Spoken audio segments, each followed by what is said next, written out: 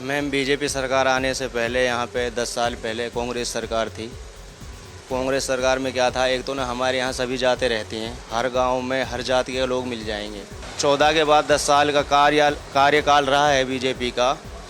इसमें मैम एक तो हमारे जितने नौजवान बच्चे हैं ना, वो सब एक तो रोज़गार के लिए जूझ रहे हैं।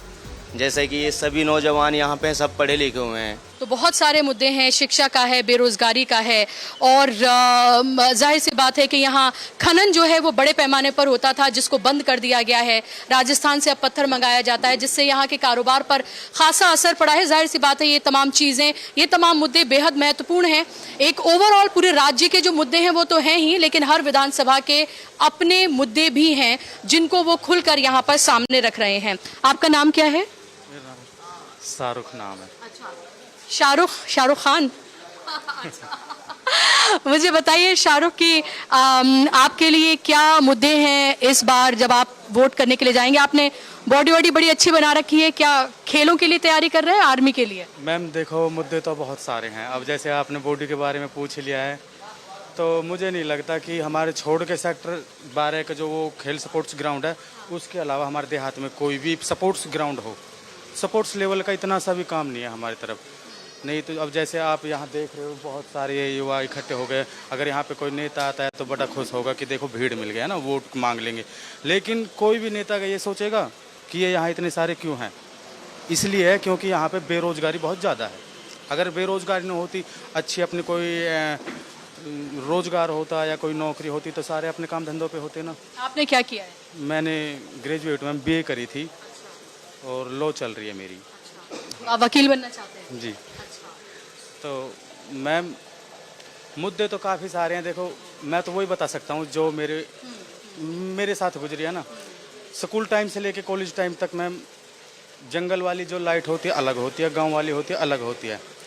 किसी ने भी ऐसा काम नहीं करवाया था। बस सिर्फ वो जब बाबा शिवचंद लाल शर्मा मंत्री रहे थे, वो इसका यहाँ फार्म है, हम उनको बोल देते थे कि बाबा ऐसे ऐसे परेशानी है।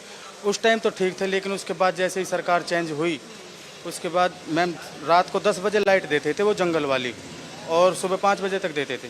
रात को 10 बजे खेत पे जाते थे, सर्दियों में पानी दे के आते थे, फिर 5 बजे नहा धो के स्कूल के लिए रेडी हो जाते थे, फिर दिन में आके अपना होमवर्क करके और सो जाते थे। और नहर भी है हमारे यहाँ, लेकिन नहर में आज तक पानी नहीं देखा होगा किसी ने। हमने तो देखा है, काफ़ी साल पहले देखा था, लेकिन अब तक पानी नहीं है, और इसीलिए हमारा वाटर लेवल भी काफ़ी हद तक नीचे जा चुका है। और एजुकेशन की बात हो तो मैम, हमारे गांव की जो लड़कियां हैं वो लाला खेड़ली में 5 किलोमीटर दूर है, पैदल ही जाती है और पैदल ही आती है। ऑटो में भी नहीं बैठती, क्योंकि देखो बीजेपी सरकार ने कहा था बेटी बचाओ बेटी पढ़ाओ, लेकिन उनकी इतनी भी सुरक्षा नहीं कर सकती। देखो सरकारी रोडवेज जो होती है वो बच्चों के लिए रोकते नहीं है, और प्राइवेट ऑटो में मैम लड़कियां आने से डरती है, क्योंकि देखो जो ऑटो ड्राइवर होते हैं ना, थोड़े ऐसे भी होते हैं नशेड़ी टाइप भी, कमेंट पास कर देते हैं। मम्मी पापा को पता चल जाता है, बच्चे को घर बिठा लेते हैं। हम नहीं चाहते कि हमारी बहन बेटी देखो पढ़ाई से रुके। हमारे यहाँ पे गर्ल्स कोई स्कूल नहीं है, गर्ल्स कोई कॉलेज नहीं है। और रोज़गार की अगर कोई बात है मैम, हमारे परिवार में ना डंपर होते हैं, ट्रक राजस्थान से भर के लाते हैं। उस पर टाइम मिलता है 16 घंटे 17 घंटे का। तो 16-17 घंटा में मैम कोटपुतली यहाँ से 220 किलोमीटर लगभग। गर्मियों का टाइम होता है तो टायर गर्म हो जाते हैं, नहीं पहुँच पाते अपने टाइम से। अगर मान लो वो टाइम ख़त्म हो जाता है, हालांकि हम वहाँ GST दे के लाए हैं और पूरी वहाँ पे रकम दे के लाए माल की, और सब चीज़ सबूत होने के कारण बस ये है जी टाइम ख़त्म हो गया। उसी का मैम हमने भी अपने परिवार वालों ने, मेरे परिवार के लोगों ने 4,30,000 का चालान पे किया था। और जैसे ही ये नवंबर दिसंबर का टाइम आता है, NGT लग जाती है मैम, दिल्ली, नोएडा, गुड़गांव और फरीदाबाद में। हमारी सरकार पे लगभग 8-10 साल से जब से NGT चालू हुई है, ये समाधान नहीं हो पाया है।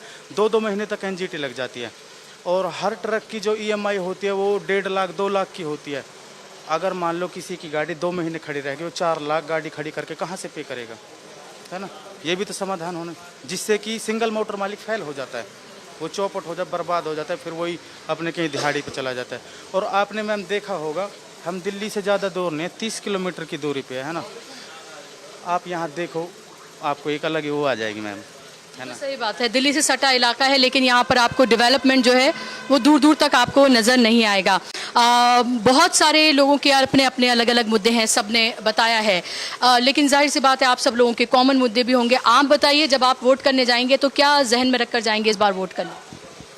मैम, बीजेपी सरकार आने से पहले यहाँ पे 10 साल पहले कांग्रेस सरकार थी। कांग्रेस सरकार में क्या था, एक तो ना हमारे यहाँ सभी जातें रहती हैं, हर गांव में हर जाति के लोग मिल जाएंगे। बेसिकली मुस्लिम गांव में कम मिलेंगे, हिंदू गांव में मुस्लिम कम मिलेंगे। तो उस टाइम ना तो मैम कोई नफरत थी, ना ही कोई ऐसी बात थी। रोज़गार भी ऐसा था कि कभी लगा ही नहीं कि भूखे मरने जैसी नौबत, या फिर आप कह लो कि दूर जाना है कमाने के लिए। अपने ही खान वगैरह, ये खनन वगैरह होता था, तो उसी में कोई गाड़ी चला रहा, कोई खान चला रहा, कोई लेबर चला रहा, ऐसा करके सबका गुजारा बढ़िया हो रहा था। उसके बाद जो है पिछले 14 के बाद 10 साल का कार्यकाल रहा है बीजेपी का। इसमें मैम एक तो हमारे जितने नौजवान बच्चे हैं ना, वो सब एक तो रोज़गार के लिए जूझ रहे हैं। जैसे कि ये सभी नौजवान यहाँ पे सब पढ़े लिखे हुए हैं। और दूसरा मैम, इसमें ना पता नहीं बीजेपी ने ना हिंदू मुस्लिम वाला कौन सा कार्ड खेला है, कहना अब हिंदू को लगता है कि मुस्लिम के यहाँ मैं सेफ नहीं हूँ, मुस्लिम को लगता है मैं हिंदू के यहाँ सेफ नहीं हूँ। तो इसके चलते मैम अब आए दिन कभी ये लीचिंग का पता नहीं क्या चला दिया बीजेपी वालों ने, इतनी नफरत फैला दी। कभी इधर यूपी में देख लो आप, मॉब लीचिंग, मुस्लिम को मार दिया। कभी अलवर में देख लो, मुस्लिम को मार दिया। कभी इधर अपने इधर ऊपर साइड हरियाणा में देख लो। तो इस सब के चलते बाहर भी जाना कोई पसंद नहीं करता। डर लगता है जाने से? बिल्कुल डर लगता है मैम, क्योंकि ना नाम हम आए दिन देखते रहते हैं वीडियोज़ में कि नाम पूछते हैं, जय श्री राम बोलो, मारते हैं लोगों को, पीटते हैं, मार मार के जय श्री राम बुलवाते हैं। तो मैं फिर उस हिसाब से हमें लगता है ना, जो कम है ज़्यादा है यही है, ठीक है, कुछ तो ना हम ये सोच रख के बाहर नहीं जा पाते कि जान ज़्यादा प्यारी है, जान रहेगी तो जान है तो जहान है। ये तो है मैम कि बच्चों को भी पालना है, कमाना भी है, उनका फ्यूचर भी बनाना है। पर लेकिन मैम फिर जब सोचते हैं ना कि जब रहेंगे ही नहीं हम, तो बच्चों को कौन देगा। इस हिसाब से तो ना कम खा लेंगे, कम कमा लेंगे मैम, फिर अपने बच्चों के पास यही ठीक है।